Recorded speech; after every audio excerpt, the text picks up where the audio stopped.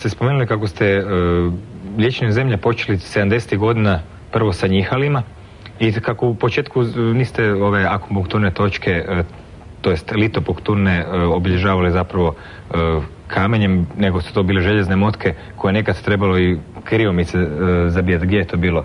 Evo recimo na južnoj strani palače Jugoslavenske skupštine u Beogradu. Kako je to bilo? O čem se to u stvari radilo?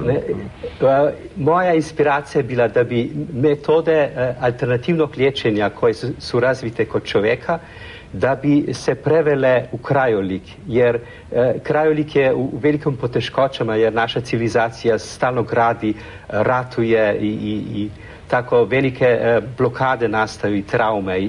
I onda sam počeo doslovce da sam, pošto od željeza sam kovao sam i kovač, kovao sam velike igle od željeza i kad sam našao te tačke gdje su blokirani neki protoci, onda bi tamo ih zakucavao u zemlju. I na taj način da bi tamo sprostio, da bi opet teklo. Međutim, vlasnici zemlje vjerojatno nisu baš uvijek znali za to. Ne znam da li je uopće pomoglo ovoj palač Jugoslavenske skupštine 79. To je bio kriomice pothvat. Ja sam bio veliki entuzijast da te stvari razvijem, da nekako napravim nešto dobro i tako sam i neke stvari i s krioma napravio brzo da niko nije video ili... I tako vjerojatno ta šipka još uvijek tamo. Da, tamo je, ali to nije bilo dobro jer to nekako mi se udarilo natrag. Imao sam poteškoće zdravstvene od toga.